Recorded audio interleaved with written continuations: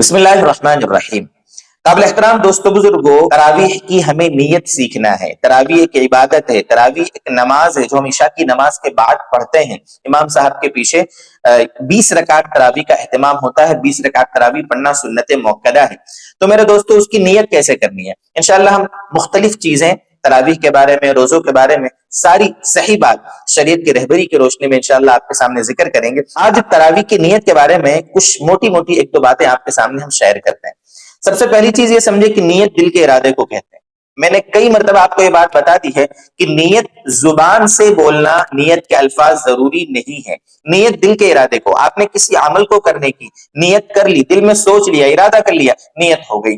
जुबान से बोल देना ये अच्छा है, लेकिन जुबान से बोलना नियत के अल्फाज को जरूरी नहीं है। बहुत से लोग क्या करते हैं, नमाज पढ़ने खड़े होते हैं, अभी इमाम साहब मसलन रुकू में, तो आप खड़े खड़े नियत कर रहे हो, नियत करता हूं मैं 4 रकात नमाज जोहर की, इमाम साहब के पीछे, वक्त जोहर का, रुख मेरा काबे शरीफ की तरफ, वगैरह वगैरह, ये अल्फाज आप बोल रहे हैं। तब तक इमाम साहब रुकू से खड़े हो गए, आपकी रकात ही छूट गई।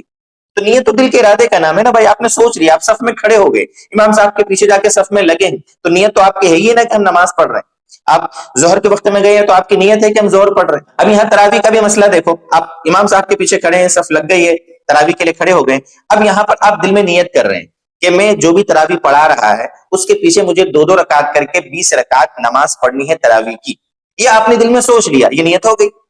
अब आप हर 2 रकात पे ऐसा सोचें, हर 2 रकात पे वो भी जायज है, या आप इकट्ठी शुरू में ही सोच लें कि मैं जो भी इमाम साहब तरावी पढ़ाने आएगा उसके पीछे मुझे 2-2 रकात करके 20 रकात पढ़ना है, उसके बाद 3 रकात वितर पढ़ना। आपने सोच लिया, दिल में सोच लिया, तो जाहिर सी बात है जब जब 2 रकात होती रहेगी आपकी वो नियत होती रहेगी, नियत आपकी हो गई। इस तरह आपके नमाज दुरुस्त हो जाएगी, आपकी नियत दुरुस्त हो जाएगी। 20 रकात हो गई, अब आप खड़े हो गए, खड़े होने के बाद जाहिर सी बात है 3 रकात वितर पढ़नी है, वो भी रमजान में जमात से पढ़ी जाती है। अब आपने दिल में सोच लिया कि मुझे अब 3 रकात वितर पढ़नी है, चूंकि दुआ हो गई है, 20 रकात तरावी तो हो चुकी है, अब ये 3 रकात वितर दिल में आपने सोच लिया, तो जाहिर सी बात है आपकी वो 3 रकात वितर भी अदा हो जाएगी। इसमें एक बहुत आसान मसला ये भी हल हो गया कि कभी कभी किसी मस्जिद में 2, 3, 4 हाफिज साहब होते हैं, वो 20 रकात तरावी पढ़ाते हैं। 8 रकात एक हाफिज साहब ने पढ़ा दी, फिर 4 रकात एक हाफिज साहब ने, 4 रकात एक हाफिज साहब ने, फिर 4 रकात एक हाफिज साहब ने, ऐसा होता है। तो जहां पर ज्यादा हुफाज हो ना, वहां भी अलग अलग हाफिज साहब की नियत करने की जरूरत नहीं है।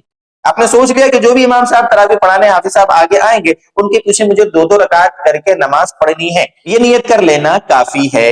ये था तरावीह के बारे में, नियत के बारे में एक मुख्तसर सा मसला जो आपके सामने जिक्र किया। अल्लाह करे कि ये बात हमारी समझ में आ जाए और हमारी सारी इबादतों को अल्लाह अपनी बारगाह में कबूल फरमाए।